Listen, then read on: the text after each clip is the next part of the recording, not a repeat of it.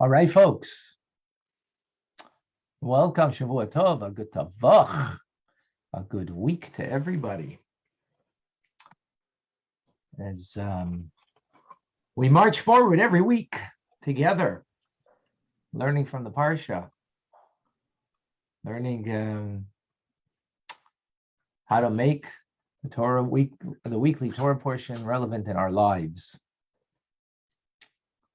So when it comes to decision making in life, not always are things simple. Not always are they easy. This is a great challenge. And when are we firm about something? When are we soft about something in our decision? When are we absolute? And when are we juggling? So welcome everybody. Today we're going to learn about that. And we're going to learn about it from the plagues of all places. Well, this week's Parsha, 7 of the 10 plagues occur. So of course we're going to have to learn something about that. So let us get right into things. Let me share the screen here.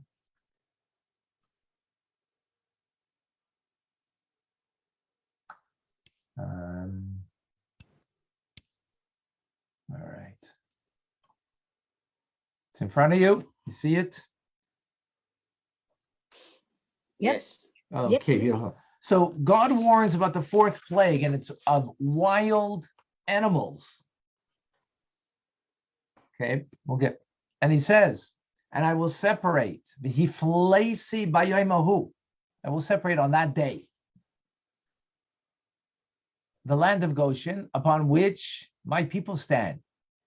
There will be no mixture of the noxious creatures there, in order that you will know that I am God in the midst of the earth.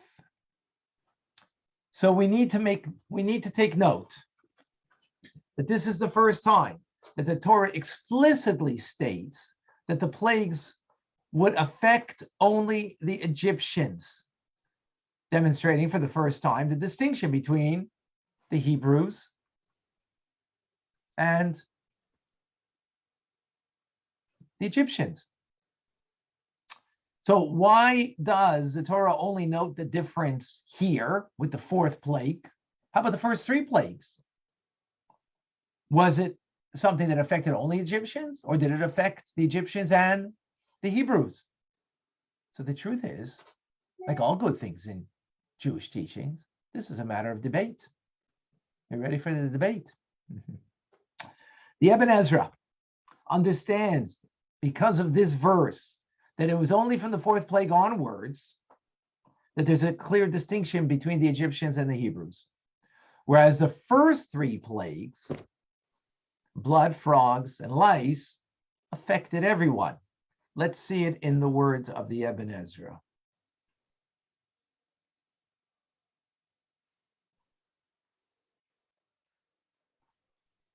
So he writes, and they dug. Many have said that the water was red like blood when in the hand of an Egyptian became clear in the hand of a Hebrew. If that is so, why is this a miracle not recorded in the Torah? In my view, following from the simple meaning of the scriptures, and here we're talking about the simple, what we call pshat, right? The simple meaning, as opposed to a homiletic drush, right? Of the scriptures, the plagues of blood, frogs, and lice included the Egyptians and the Hebrews.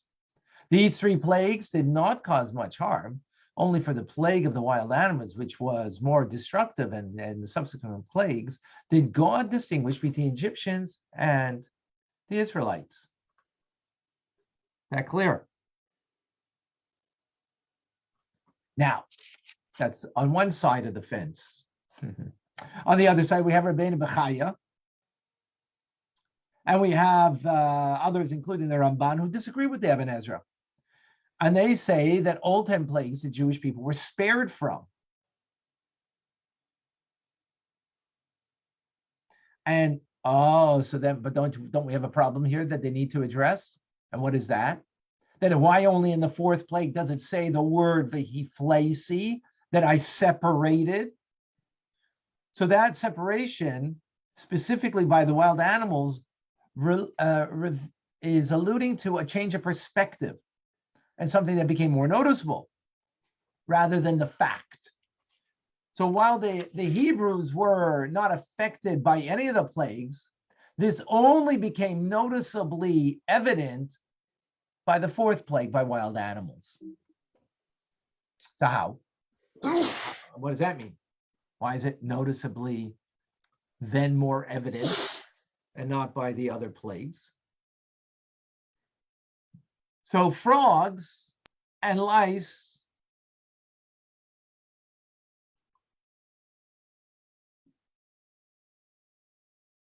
travel far, but as opposed to wild animals, that they travel all about.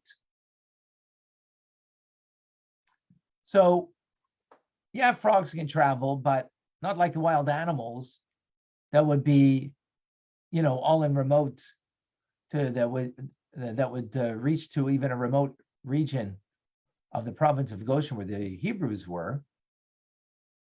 But the others were sort of contained. And they only were a localized problem. So when did it become clear? When there is that all the beasts become wild, well, they all became wild everywhere, right? And therefore, that needed to make a distinction that they didn't become wild and affect the Jews where they were, or the Hebrews where they were in Goshen. This is it. Rabbi says, it's a nice looking. And I will separate on that day. Inasmuch the first plagues were relatively stationary, it was unremarkable that they occurred in the central part of Egypt and not in Goshen, where the Jews lived. Not a big deal that there was that distinction, he's saying, right? Not a remarkable thing. By contrast, though, wild animals wreak havoc everywhere. In other words, it's like, when it says it's going to be 70% rain, do you know what it actually, I don't know if this is true, but this is what I was told. 70% rain means in the certain region that it's talking about rain, it means 70% of the area will get rain. 30% won't get. So that's not remarkable. So it's not remarkable that, if it says 70% rain, and by you it didn't rain, but north or south of you it did, or north and west of you it did, that's not remarkable. So that's that idea over here. By contrast, when we're talking about wild animals, they wreak havoc everywhere. I mean, wild animal, animals that go wild, they'll be everywhere. So when these beasts came on God's command from the desert to destroy everything, it's only natural that they would reach Goshen as well. So since it was also part of the land of Egypt, the Jews were only spared because of a miracle from God. So, it wasn't so evident before that of the miracle. Here, this is evident. That's what Rabbi Chaim says. The Radbaz, another commentator, also emphatically disagrees with the Ibn Ezra and disproves Ibn Ezra on two accounts. He says the following. Rabbi Avram ben Ezra writes,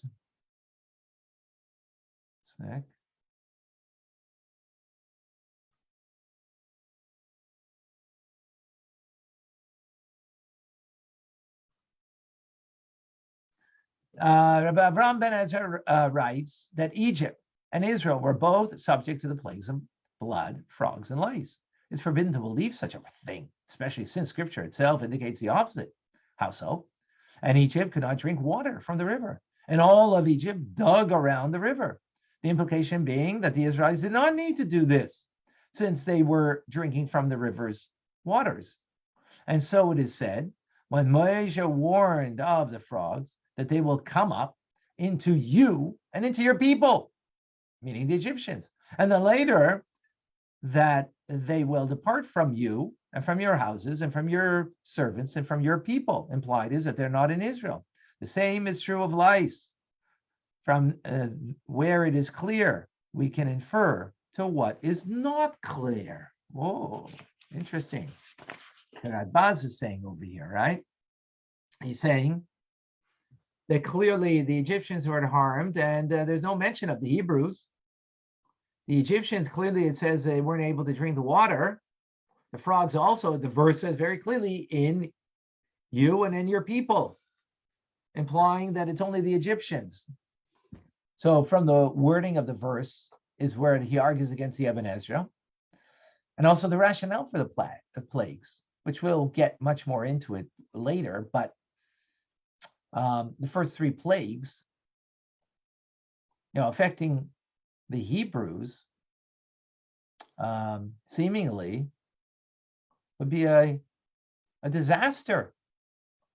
Pharaoh sees it's affecting the Hebrews, it is affecting him. Why should that bring him down? Why should that bring him to repent? Why should that bring him to change his mind? Not at all. So let's summarize. We have the Ibn Ezra and the Rabbis over here arguing about the first three plagues and others, as we had Ben Bachaya also, and others also arguing on the Ibn Ezra, of whether the first three plagues were solely on the Egyptians or also on the Hebrews, as the Ibn Ezra suggests. And the Rabbah's first question, though, could be simply answered. Right? What was his first question? The verse is talking about clearly that it happened to the Egyptians. From there, we infer that it didn't happen to the Jews. So you could say that that's not itself a proof positive enough. Why? Because why is the Torah telling us the whole story in any case? Well, we need to know about the 10 plagues. Well, because we need to, the Egyptians need to free our people. So the primary target is, of course, the Egyptians. So it's not relevant to the storyline, right? Actually, we had this in last week's Torah portion. How do you look at a verse? Do you look at the words literally, or do you look at the context? So this is a further debate on how, if you look at the words literally and you don't take into the context, so then you say, well, then you can make a distinction between the two, right? Because the verse is speaking about the Egyptians being afflicted and doesn't speak about the Hebrews. But if you look at the context, the whole point of the affliction of the 10 plagues is that the Egyptians will eventually let the Jews go. Well, we'll get more into it also, more details into that, right? So the primary targets are the Egyptians. The fact that the verse speaks about the Egyptians, not the Hebrews being affected by it, is not a proof. However, they're at Baz's second argument. So that, in other words, it's not a proof from the verse, and therefore we could say, according to the Ibn Ezra, I hope everybody's following me, put on your Talmudic caps over here, right? Therefore, according to the Ibn Ezra, we could say that it did affect the Israelites, even though it doesn't, the verse isn't suggesting that. But the Rabbaz's second question seems to be irrefutable, right? What does he say? If we're not discriminating between the Hebrews and the Egyptians, and everybody's equally affected, what was the purpose over here? I mean, so what was the purpose of the plague? To show there was a God in the world. Well, if to show a God in the world, so then,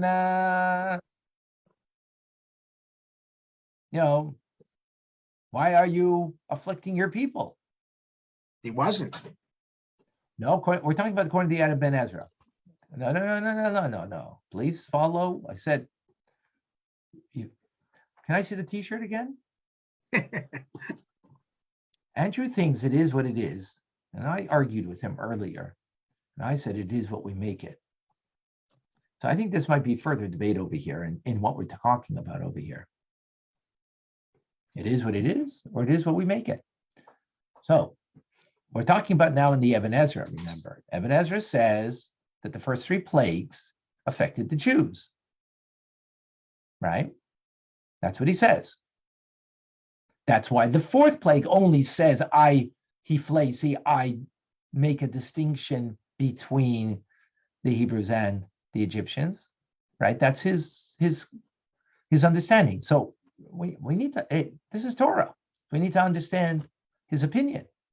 So we understand the argument against it, right? Rabbi puts up a good argument, but we kind of answered his first question about the verses, because the verses you can take literally, or you can see in the context. The context is that this is about the Egyptians,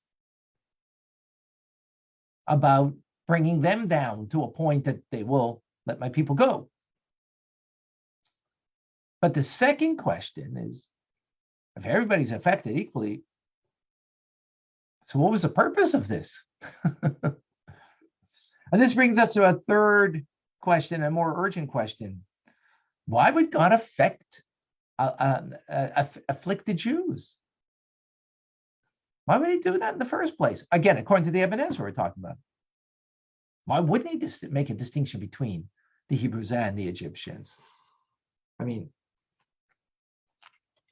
after all, this is his people he's going to redeem. What's going on over here? We're good? I only see a couple of faces over here. Do we have a thumbs up over here? We're all good? Any questions? Any comments before we go further? Welcome some new faces. I mean, some Tim, Yeti, Leslie, who else? Jason.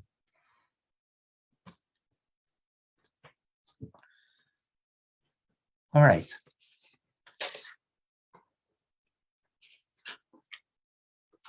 So let's understand this debate. So really to address this properly, Andrew, you brought something up that is a very valid and important point. What was the point of the plagues to begin with? So if we look in Torah, we're going to find 3 different reasons for the plague. First simple one is what we've just mentioned, that ultimately the Egyptians will allow the Hebrew slaves to go. The second one is to punish the Egyptians. And the third one is, as Andrew mentioned before, to bring an awareness, a destruction of the idolatry of Egypt, and moreover, to bring an awareness of the oneness of God, true God. Now, the first one is the most obvious one, right? This is repeatedly mentioned to Pharaoh, right? As a warning, hey, let my people go. And if not, you're going to experience another plague, right? So that's pretty self-evident, as we see in the parsha.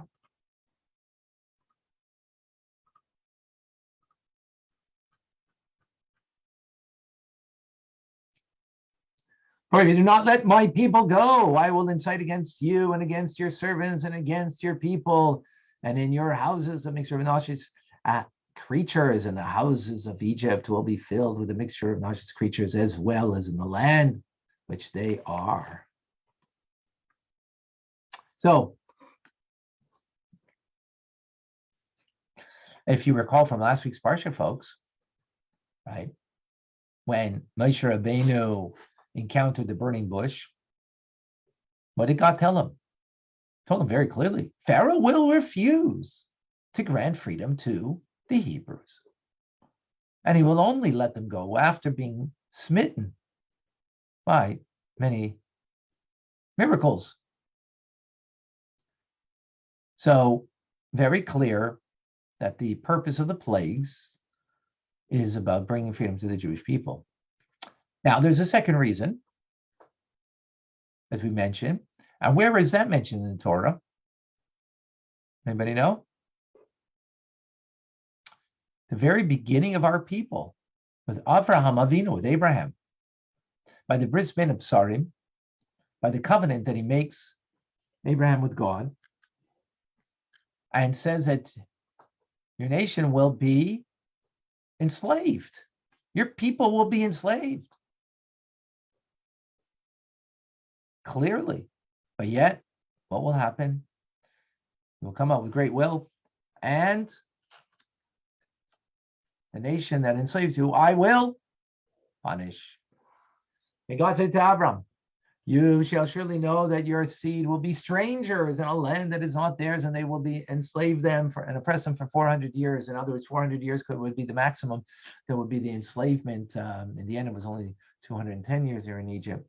And also the nation that they will serve, I will judge. And afterwards, we will go forth with great possessions. There will be a reckoning. There will be a judgment, right? So that's the second reasoning. And finally, what we have is that the plague will bring about a godly awareness to the Egyptians. As we see in the verse, so said God, with this you will know that I am the Lord. Behold, I will smite with the staff that is in my hand upon the water that is in the Nile, and it will turn to blood.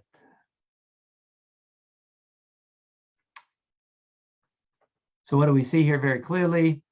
That the plagues served a purpose. Yes, they were punishing, and they were to be persuasive of the Egyptians to change their ways and allow the Hebrews to leave. But ultimately, God wants to demonstrate himself as master of the universe.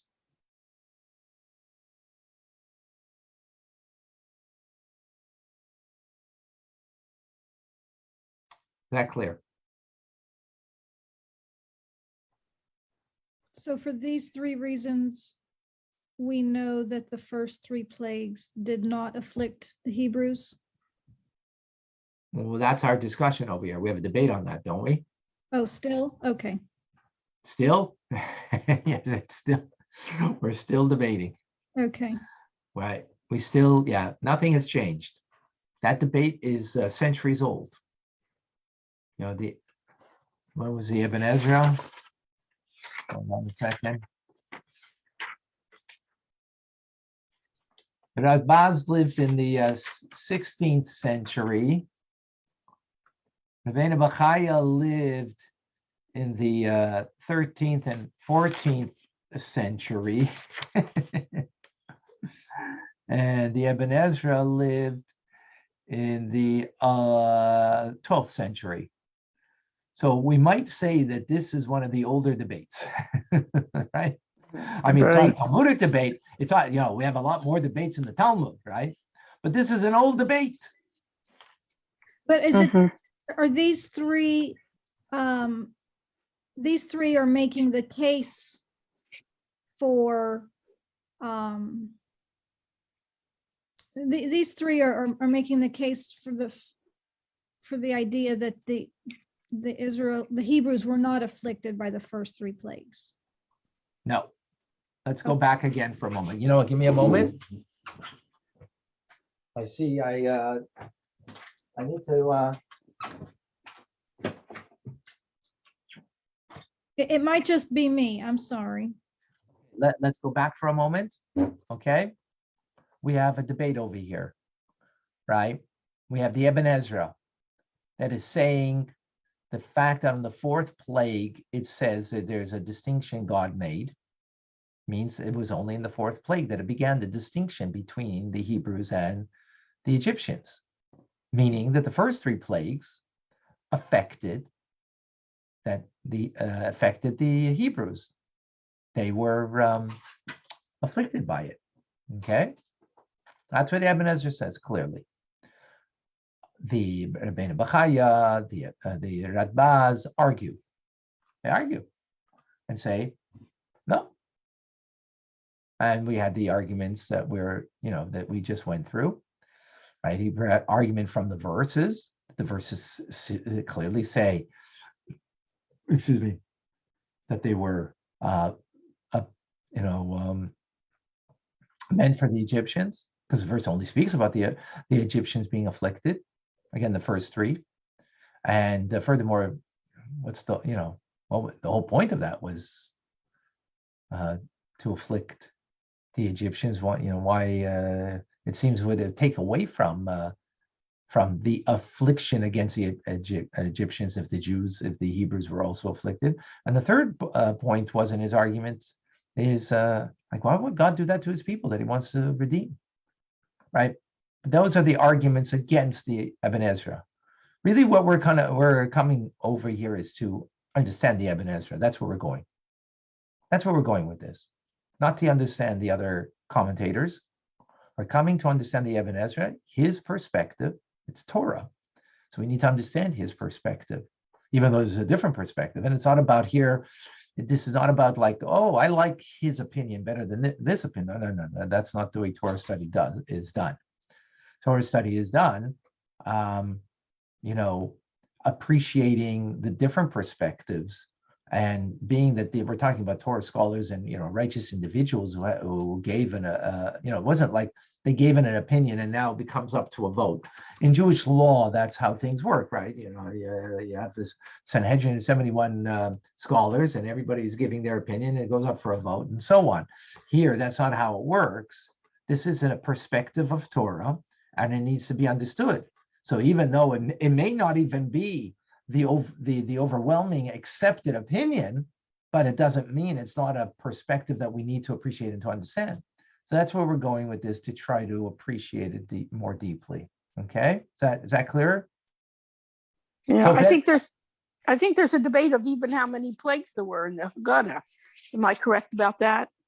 No, but that's on the. Here we're talking simple understanding. That's more metaphorically, or not, metaphorically might not be the right word, or more. To what level did it impact? How many layers did that one plague impact? On what levels did it impact? So that's what you're right. There is a debate. Was it 200, 250, and so on. But that's about layers of impact, rather than simplistic understanding of the storyline. And that's where we're going with this. We're going to go also into different layers over here. We're not finished, folks. Okay. Davida, I see your hand raised. At this point, only questions that are within the context of what we're learning. If it is beyond, let's wait till we have a fuller grasp of what's going on. Go ahead, Davida. Okay, I'm not sure if I'm going beyond, but I was just wondering, because the first three plagues, weren't they done by Aaron because Moshe wasn't allowed to do them? Yes, therefore. So I didn't know if there was a connection between that and then connection to the controversy. Good question. Not that I know of.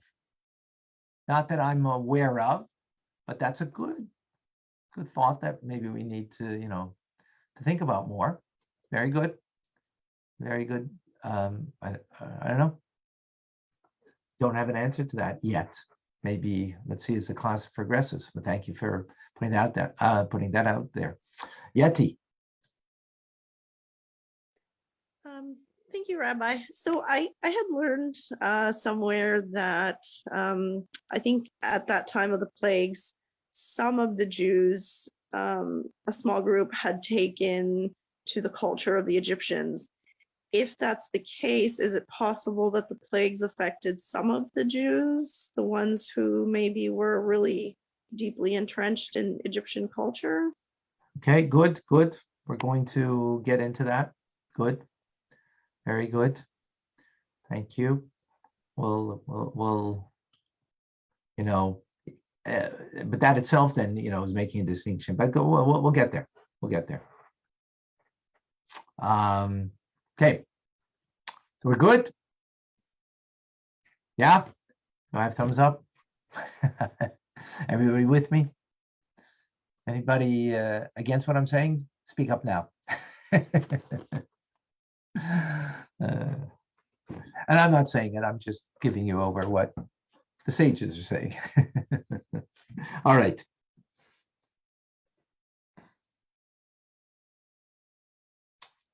So we gave 3 explanations here, right? Plagues are, let the Jews out. Plagues are punishment. Plagues are an awareness of God. Even to the Egyptians, right? So this third idea of bringing an awareness of God, even to the Egyptians, is a core idea in all of the plagues, but particularly in the first 3. Particularly in the first 3. And particularly at aiming against the pagan beliefs of the Egyptians at the time. As we all know, what did they believe in? Why the Nile? Why begin with the Nile? Because that was one of their deities. Therefore, turn their deity into blood. Let frogs emerge from the Nile and scatter throughout Egypt. Right?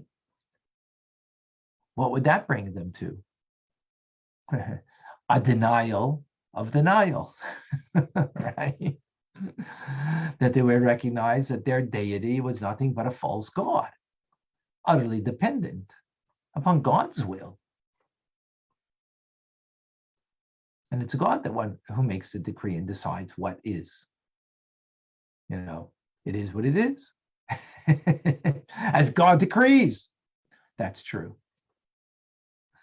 Right? Rashi explains that the first 2 plagues were aimed at crumbling the stature of the Egyptian deities.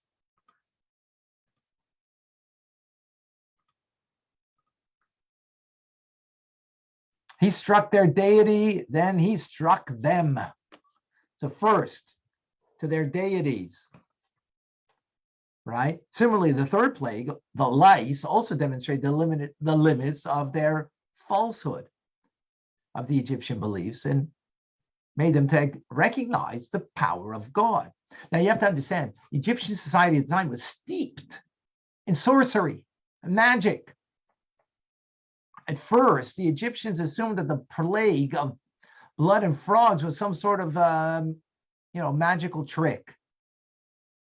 And they were going on an American Idol. Is that what it's called? Or it's called, I don't know what I mean, that might be maybe 10 years ago. What's it called today? Whatever. Right? And they, they wanted to win the competition. And they even had capability of replicating some things that they were capable of doing in the first 2 plagues. But however, when it came to lice, the Egyptian magicians, they conceded and said that this is Etzba Elohim, this is the finger of God. They were unable to at all replicate at all. So the necromancer, I don't know, I'm sure I'm pronouncing this incorrectly, the necromancers, which means the magicians rather, said to Pharaoh, it is the finger of God. But Pharaoh's heart remained steadfast and he did not hearken to them as God had spoken. So in summary, what do we have here? The first 3 plagues are in particular there to destroy the notion of the Egyptian concept of deities, particularly the Nile River, and allow, when you destroy one thing, what does that allow? The possibility to entertain another belief. The Etzba Elohim, the finger of God, is the one who's doing this. So with this now, we can have an understanding to the Ibn Ezra. Remember, where we're going with this is to understand the Ibn Ezra. It seems that there's good questions that the commentators bring on his perspective understanding of the Torah. Again, Ibn Ezra is saying that the first 3 plagues affected the Jewish people. How do we understand that?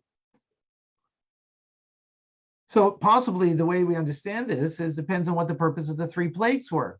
Now that we understand that it was about demonstrating the folly of the Egyptian beliefs, well, then actually the Jews did need to experience these plagues. Firstly, as was mentioned by Yati, there were still some Jews who held idolatrous beliefs themselves. So for the Jews themselves, there were some that needed this, right? And, old beliefs die hard. But furthermore, it affected not just those that the Egyptians and some of the Hebrews that also were embracing idolatrous ways. But if the Nile had remained water and free of any frogs, to the Jews, to the Hebrews, that would give an excuse for the Egyptians and for those Jews who were idolatrous, right? If you made a distinction, to hold on to a false belief, right? So the Jews, the Hebrews were affected to show how truly powerful God is, that the entire Nile is in ruins. And likewise, the lice took place everywhere, showing the finger of God, the power of God everywhere. It's without limits. It wasn't some kind of magic. Magic, you do it here, but not there. Now you want to show the all-embracing power of God, that it is supernatural. Right? Magic is not done everywhere. Magic is done in a place, not everywhere. Only God has that power. So that demonstrates that this is nothing else but divine. As the Rebbe explains in the Sikha. Based on the above, we can understand, as Rashi explains, God brought the first two plagues to strike their deity. For this reason, the first two plagues had to also affect the Israelites' water, inasmuch as their deity was being struck by the plagues. The plagues had to be wherever their deity was to be found. If not, Pharaoh could have thought that this was a particular section of his deity. The part of the Hebrew territory of Goshen was indeed greater than the Holy One, blessed be He, heaven forfend. God could only affect here, but He couldn't affect in Goshen. Obviously, our deity is even stronger than God. That He couldn't overcome. You would think, what should He think? What should He think? I mean, come on, be objective, be honest, right? Be objective, be honest. What should you think? No, it's really God. Not when you don't want to think that. Not when you are subjective about your personal beliefs that you want to still buy into. So what are you going to see? Obviously, the Nile and Goshen is more powerful than their God. So what's God got to do? Bring the plague there too. Is that clear? I have a question. Go ahead, Andrew. Where is it? We're told that Moses is sent to the 70 elders to tell them who God is the God of your fathers. Where is it that the Jewish people would have even known that if they're tell the elders who would ask who that is? Where does it say? Maybe that's the reason why the first three as well. I mean, in essence, the Jewish people themselves really didn't know God until after the third one. I'm not clear. I didn't get the question. Where is it that there's an understanding that there's a God in the world from the Jewish people? I mean, God has to tell Moses, tell the elders who He is. Where does it say that the Jewish people themselves would have understand at that He time? went and he went to them, and He told the elders. Well, no, he went to the Jews too. I mean, the Jews were also were told, and they didn't believe to begin with, right? Because listen, then when we're going through harsh times, a short of breath. They were that what they experienced gave them a difficulty to believe. Absolutely, it's true. Yeah. So belief isn't a black and white thing, right? It's like the thief, that before he goes in to do a robbery, prays to God, God, help me, succeed. Does he believe? Doesn't he believe? He does and he doesn't, right? Because obviously you really believe, then he wouldn't run. But on the other hand, he does believe, that there is a power greater than him that can help him. And he needs that help. So, it's not a black and white thing when it comes to faith, when it comes to belief. And, there's many, gradations of it. That make sense? Now, okay, so what we have over here is a very fascinating idea. According to the Ibn Ezra, right? Understanding. And how is he explaining the simple meaning of the text, the simple idea? So the Jews were afflicted. However, and just like in when it comes to belief and faith, everybody is affected or believes differently. So likewise, when it comes over here, how you are affected or afflicted will also be a distinction. Not on the simple meaning of the text. This is the Baal Shem Tov in a deeper understanding, not the simplistic idea. So from the Baal Shem Tov, he explains, interesting that, okay.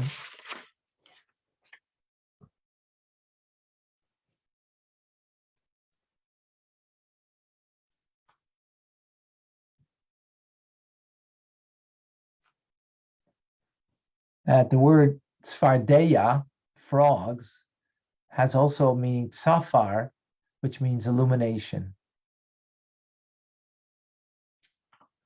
So again, not on this is on a mystical level, not on a simple level of understanding. So how it affected the Egyptians was destructive. How it affected the Jews, perhaps the ones who were more strong believers and not in idolaters, was that it was illuminating. It was illuminating. How do you understand that? Anybody? Did you ever go through an experience together with another person and you experienced it the diametric opposite as your friend did? You went through the same thing. Yeah, the pandemic. Oh, beautiful. Thank you, Ahuva. Exactly, right there in front of us. I apologize now for last Sunday night that I didn't give the class. And we'll talk more about that a bit later. But at the end, it's Monday night after we finish. I want to thank everybody here. Many of you reached out and supported. If not almost all of you, actually. All of you, just about. In any case, whatever, it doesn't matter. Thank you very much. At the end, when we finished, Monday night, 9 p.m., we had a bunch of volunteers in a room, in our war room, and we were celebrating. And I said, oh my God, everybody realize what's going on over here? We're sitting here celebrating, not only celebrating because we were successful and beyond what we expected, but we're celebrating a future because we see a bright future. We see a great future that we're going to invest greater into the community, locally and globally, and to do more than we ever did before. What's going on outside of these doors, outside of the walls where we are in Chabad Zich and Gedeshim? That's when, Omicron became, just, and the whole world is now, it's depressed. The whole world, everything's caving in, and the whole world is sad. Not here. So you have a choice. The same thing's happening to here and there. We're hit by it just like everybody else is hit by it. We're celebrating, and the rest of the world is miserable. I mean, the rest of the world, but the world out there, right? Not us. It's the same thing over here. On a deeper level, comes the plagues. To the Hebrews, they're not miserable. They're celebrating. Because it's enlightening. The power of God. God's presence. God's here. It's real. What a difference. Thank you, Uva. Thank you. All right. So let's understand this remarkable perspective, right? That even though the Jews didn't deserve it, these first three plagues, I mean, you might say some of them did, but, you know, as a general principle, no, right? It wasn't coming to punish them. The Egyptians were, God told Abraham, they will be punished for enslaving the Jews. So, you know, what's going on over here, right? So let's understand the principle of what's going on over here, of why the Jews had to experience alongside with the Egyptians. So we just gave a mystical understanding. Now let's go something based on Talmudic understanding in a halachic principle. So we're learning Rambam. For those who learn Rambam, we know that the Rambam is basis, as all Jewish law, based on the Talmud, on principles, right? And those principles, you know, when you have various principles competing with each other, so then you have a question of, you know, which principle is stronger, which overweighs, and so on and so forth, right?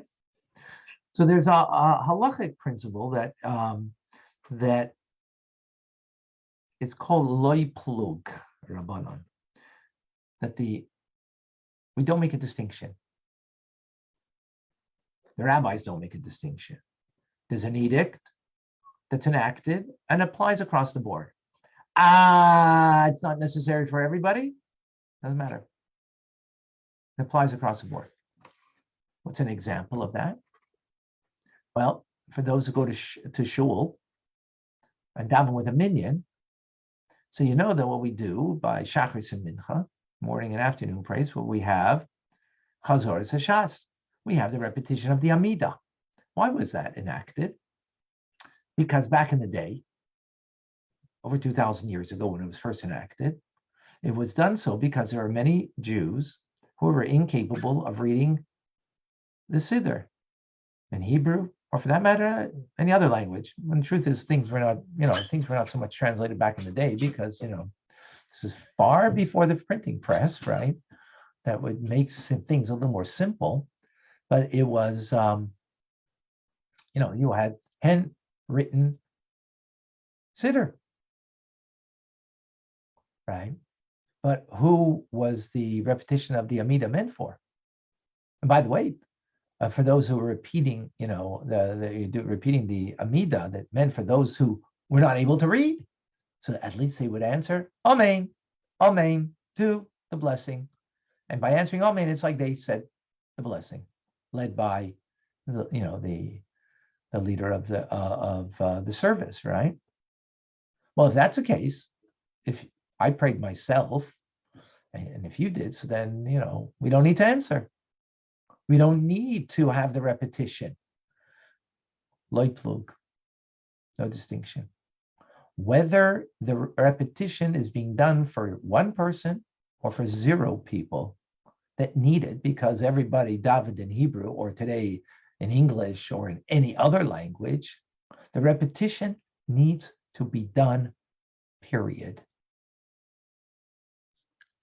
Now, on a deeper, more mystical level, is because there's, you know, it's not merely for the simple folk who didn't know how to pray, and therefore at least you had the repetition, they can answer Amen.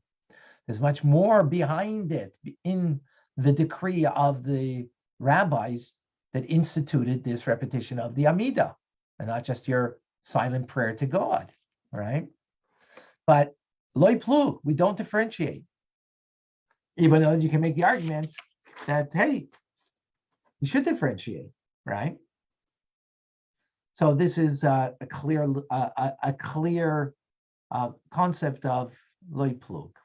The reasoning still stands for everybody to answer the repetition. Likewise, similar idea, washing hands in the morning, back and forth 6 times. And we do that, well, several reasons. But what happens if you didn't sleep? If a person went to sleep. If you didn't sleep, you still do it. How come? Why would you do it? Loy plug. We don't make a differentiation. We don't make a distinction, right?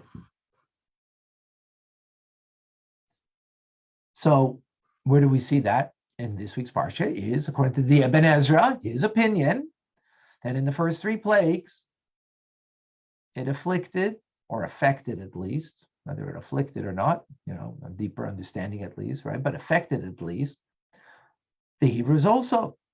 Why? Loy plug. The concept, halachic concept of not making a distinction. Now, we explained already earlier of why you don't make the distinction, right? Why didn't make a distinction? It's because it was about destroying their deities. And if you would leave some of the deity, unaffected, not inflicted by the plague, so then Pharaoh would, as we said earlier, the Nile and the Goshen, I still have my God that I believe in, right? As we explained. But here we're going now into another, it's not an understanding of the Ibn Ezra, but sort of what comes out of this. A lesson to be learned on the concept of loy plug, right? So what does this mean? It means that sometimes in life, we look for loopholes.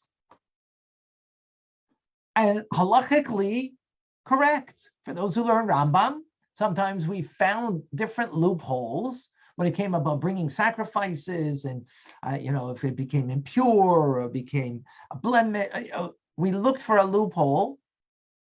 But there was a reason why we looked for the loophole, for the leniency in the law, because there was room for the leniency in the law in that particular instance. But other times, no exceptions, no loopholes, to such a degree that sometimes it meant the animal, didn't have a happy ending, as we've learned.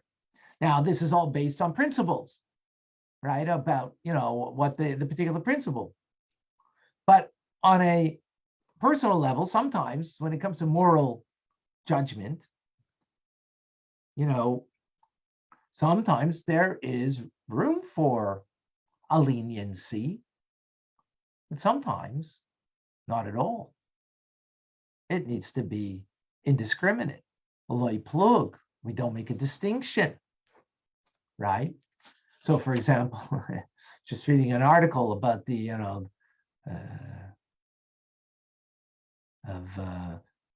Prime Minister of Israel, saying that, hard, fast rule.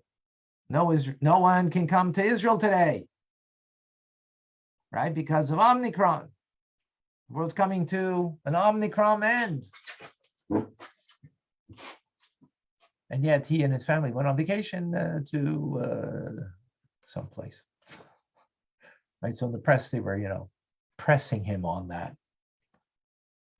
Seemingly that would be a place of moral, imperative, loy plug, no distinction, which is because I'm the prime minister and I can go. No one else can. Or this place is okay to go, but this place is, sometimes you need to be indiscriminate in and being absolute.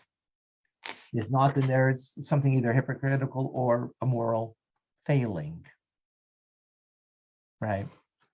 And this is a concept, a beautiful concept about the Jewish people. As we're known in many different ways One of the ways, said Rabbi Ami, is when the Jewish people are described as stubborn, stiff-necked people.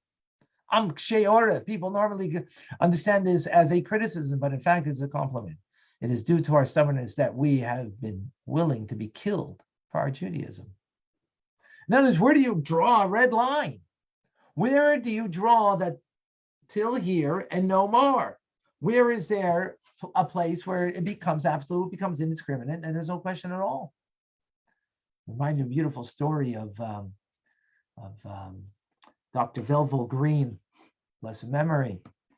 I remember when I was still a yeshiva student, and when I was in the summer in Toronto, and he came there to speak many moons ago.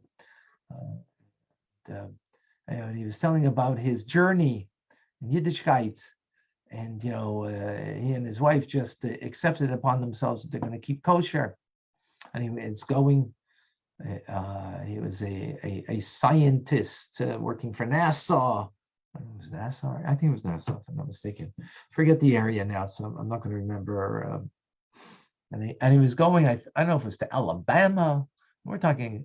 This is 50 years ago, or more, maybe more, or let's see, whatever, approximately, give or take. And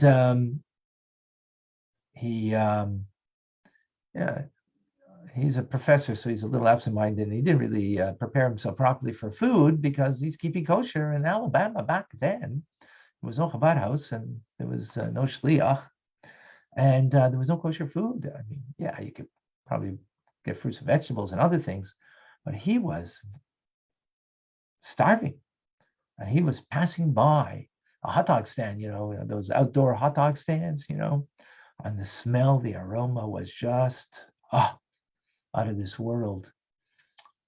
And that's it. And he called up his rabbi, Rabbi Feller, Rabbi Moshe Feller, sein gesund, stark. And he tells the rabbi, I'm going to be keeping kosher when I get home, but right now I just can't do it. He says to him,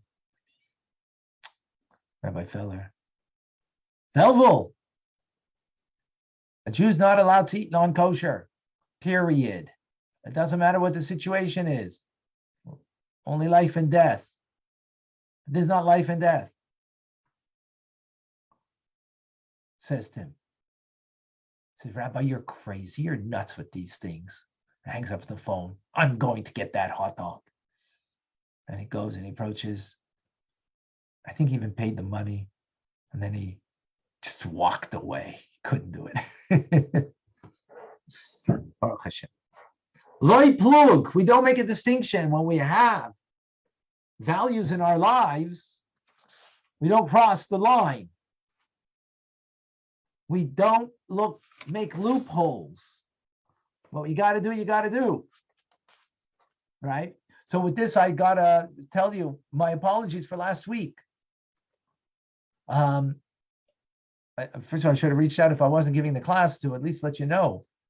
I got so engaged and the days, the campaign, that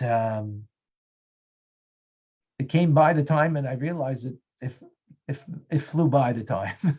I flew by it. Why I do bring this up is because when it comes to Torah study, loy plug, you set it a time to study Torah is a mitzvah. And not only is a mitzvah, but as it should be kavua, it should be set not just the time, but it should be set in soul. No distinction. Sometimes you're honest appeal deeper. Sometimes you're forced by other extraneous things that you have no choice. The things that you have no choice, you have no choice. And, you have to. You can't come here tonight. Okay.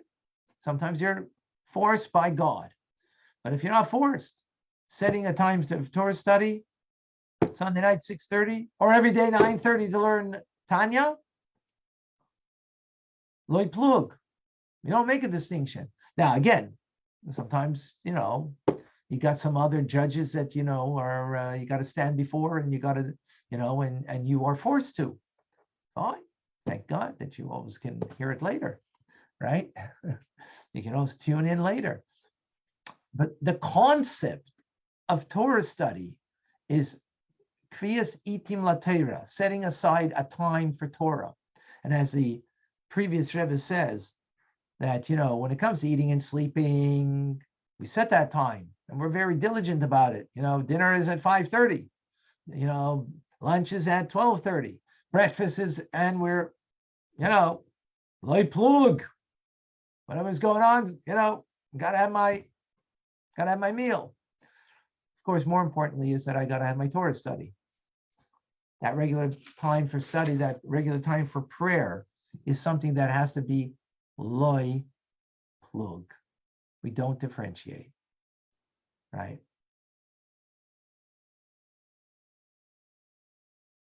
We're stubborn. We're stubborn people. That's what we got to do. And this is the lesson from this parsha that we take home with us. That again, sometimes we need to be flexible. Sometimes there's gray areas and we need to know. And we see that when it comes, again, we learn Rambam, we see that clearly, that sometimes we look for the leniency, but that's based on a principle. It's not based on what I want. Principled people follow and are guided by principle. So there are times when we do that in Jewish law. And there are other times that no, loy plug, we don't make a distinction. We don't look for the loophole. We don't look for the gray areas. Sometimes yes, but other times is what the lesson in this parsha is telling us is that we need to commit ourselves to our values and have clarity in them. And we commit ourselves to them in a indiscriminate manner, whether it's keeping kosher, period. Even in Huntsville, Alabama, even in wherever you are at the football game or you're, and there's nothing there that you can get. So I'll be no, like plug. And when it comes to our Torah study in particular, this is a very important lesson in our lives. Any questions, any comments, any thoughts? Well, I don't know if it's troubling to ask, but did Pharaoh, didn't the Egyptians ever give up on Pharaoh being a god? Did he ever give up? I mean, they said, listen, all these things are happening to us and you're not in control. Did they ever question it? Did they ever say, At the end, the people were, especially by the plague of the firstborn, right? yeah, but then they went after the Jews. What for? Yeah. You can take, in the end, that was all part of the plan. You can take the Jew out of Egypt, but you can't take Egypt out of the Jew, and that's why the Jews were frightened. On one level, there's other understanding of that too. We'll get there in a couple of weeks, but again, as we mentioned earlier, it's very difficult, to change your ways, and especially, if you believe yourself to be a god. So you're not so quick and you're not so eager to, to submit. And think about in our lives, if you're making a resolve to keep kosher, it means submitting. So Velvel Green, Dr. Green was ready to submit. Till here, not there. No way, not in Alabama, where you're starving. I'm not submitting that far. I'll submit as much as I'm comfortable. I'm not comfortable there. In the end, he withstood the test, right? So that's what we're talking about over here. Loi plug, no distinction. So, that we submit to this higher authority, even when it's uncomfortable. That's the idea. No, that's a challenge. And yeah, you're right. Ultimately, he failed. Ahuva. You had a question? Or your hand was raised, I think, no? It was, and it's about the kosher thing and that journey of like getting there. Like tonight, you're communicating and conveying the hard line. And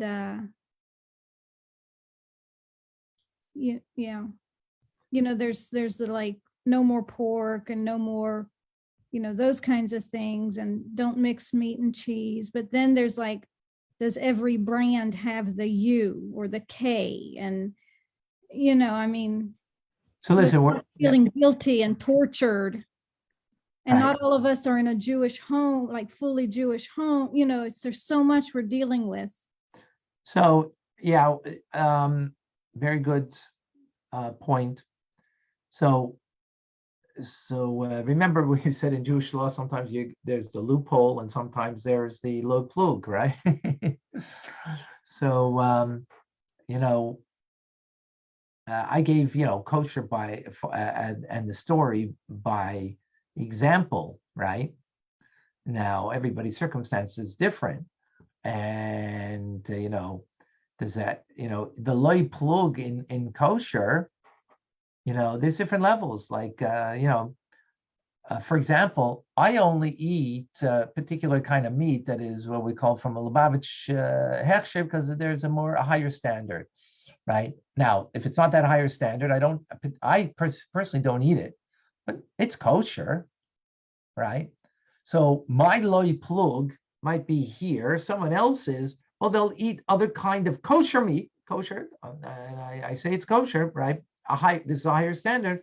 Their loy plug is over here, right? So maybe another person's, their loy plug is over here where they don't cross the line, right? They will not eat meat that's not kosher. They won't eat, any ham or bacon or anything like that. They won't eat shell fish and the like. But like you said, maybe when it comes to every ingredient, so that's already the application of it. But the concept of loy plug is something what we're talking about over here, not to make a distinction. Does that mean absolute in everything, or is it absolute on the level that you're at? So you can have the loy plug, ahuva, this concept that we're learning over here, where you're at. There's more to grow into. Okay, just like everybody else, there's more to grow into, right? So it doesn't take away from the lesson, right? Kosher is not, when we speak about kosher, it's not absolute in the sense that there's, it's this or that. There are shades of gray, and maybe there are certain things, whatever it is. But that's, a more personal, deeper discussion. But what the lesson of loy plug, of not to differentiate, right? Just as the first three plagues were not differentiated between the Egyptians and the Hebrews. So we're learning out over here, is according to the Ibn Ezra, there are times that we don't differentiate and we don't make a distinction. That's the lesson over here. And that can apply in our lives in many different ways. That shed Yes. some light. Yes. Thank you very much. Yeah. So it's not about creating guilt. On the contrary, it's an empowerment over here that where you're at, make it low plug. You're not ready for the next jump. Okay, where you're at, low plug. Don't differentiate. Don't say, I'm in this circumstance, I'll give in, right? No. And again, what that means for everybody that will mean something a little different, what the context is. But the lesson is the same. Any other questions? It seems your Loy-Flug differentiation is more of a Hidor mitzvah, a beautification, perhaps a stringency, but not a different Loy-Flug. Loy-Flug is Loy-Flug. If there's a red line, there's a red line. But then you can beautify the mitzvah or try to be more stringent on certain spiritual levels, but on the practical level, it seems to me you could only have one Loy-Flug. Let's take this to the idea of the repetition, Chazar Sashatz, right? The repetition of the Amidah, right? So the Chachamim, the sages said Loy Plug. It doesn't matter whether you need the repetition in order to fulfill your mitzvah of davening, right? Because you don't know how to daven, or you don't need it. You still need to respond to the repetition. Loy Plug, right? I don't think the Chachamim made that as a hitter mitzvah. They made that as an integral part of the service. Loy Plug, right? Now, of davening with a minyan, they made that part of, right? Now, because here, Ruben, I guess we got to make a distinction over here. In others, there's my responsibility of davening, personal connection to Hashem, right? Which is, the davening, Shema, and whatever parts of davening, and the Amidah as the high point of it, shall we say? And then there is the mitzvah of doing it together with a quorum, with a minyan, together with a tzibur, the congregation. So there's two things coming together over here, right? Because you could daven by yourself, right? The preferred way is with a minyan, which I don't always do because it just doesn't work out. I try to, but not always, in a position to be able to do that. So the davening with the minyan is, I wouldn't call it a hider mitzvah, because hider mitzvah means beautifying the mitzvah. I'm not calling it that, but All right. So then I'm not clear what you were saying. In the example that you gave, that you restrict your consumption to other meats. Okay, thank you. I'm not arguing on the other one. I'm arguing, gotcha. You seem to imply that there were different levels. I came across as a negative to me when you're using your hands to show as if this is a higher level of Loy-Flug. I'm adhering to a higher distinction, and I don't believe that was your intention. Okay, thank you. Very good. Okay, now I understood. Sorry. Okay, yeah. Right. Well, so hider mitzvah, which means beautifying the mitzvah beyond the basic obligation of a mitzvah, right, it is a greater way of doing the mitzvah. So in that sense, it's higher, not because the person's higher, but the observance of the mitzvah is higher. It doesn't make me greater than someone who is not, that's eating regular kosher food and, not the stringency that I take upon myself, for example, right? So it's not about me making myself better than someone else, but the observance of that mitzvah is then hider, beautified to a higher degree, right? Again, not me the higher degree, the observance of a higher degree. So, so in that sense, that was a hider, that's a beautifying of the mitzvah. And, again, wherever you are on the ladder of observance. But you called it a Loy-Flug. You said the Loy-Flug for kosher's here, and you said my Loy-Flug is up here. Well, it's up here in the sense that I'm not going to be in a position, right? Or hopefully I will be able to. It's a maintain string- my loy plug in any circumstance, right? That I will not eat the meat that that I would, let's say, easily do here in Montreal. And if I'm in Alabama, so But over there'll be the loy plug. That's I the look at- idea, that I will I look still at that hold as by a- that observance. You're taking upon yourself a higher stringency. Yes. But the loy flug is the loy flug. I consider it, like the red line in Syria when they cross the red line and you get bombed. Right. Well, again, but everybody has their red line. So my red line is here. Someone else's red line is here. Someone else's red line is here. Wherever the red line is, whatever that is, loy plug.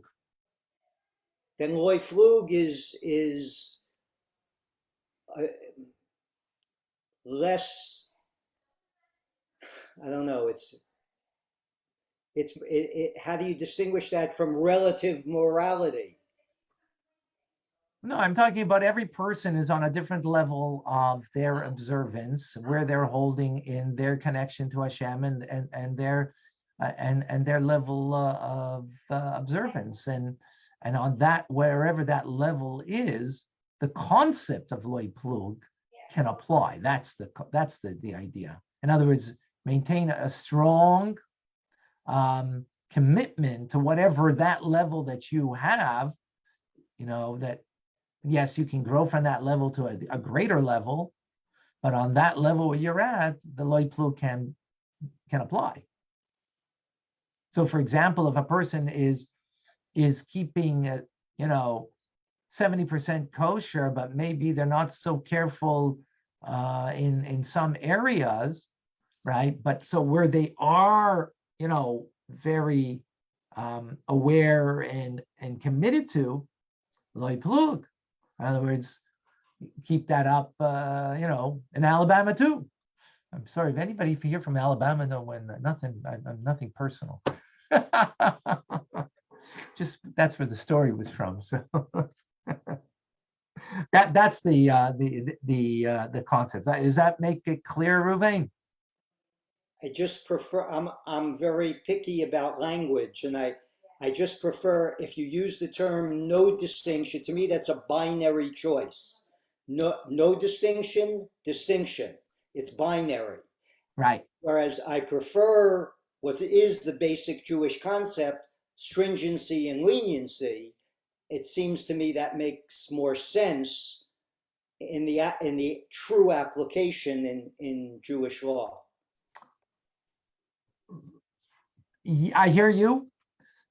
So, but I'm what I'm talking about over here, or the lesson to be learned to arrive from here, it is the same terminology. You could say stringency, meaning be adhere to that level stringently, also in Alabama, and don't be lenient when you come there. Right? When you come to a different circumstance. So so it's a matter of semantics here. I think it's the concept that we want to arrive to. So I could even use those words and use it also to bring out that idea, because it's about the idea here. And you're right, the semantics sometimes we get lost in, and so I want to make sure that the idea is clear. So, but I agree with you. It's the idea that's important here. Thank you. Thank you. All right, folks. Amazing. All of you. Wishing everybody a good tavach. Thank you all for joining. Great to see everybody here. And we will continue the journey together tomorrow morning, tomorrow afternoon, next week, all together. God bless you. Be Thank you. well. Shavua tov. Blessings. Good. Shabbat Thank tov, you. everybody. Thank you, Rabbi. Good night. Bye. Bye-bye. Yashikol. Be well.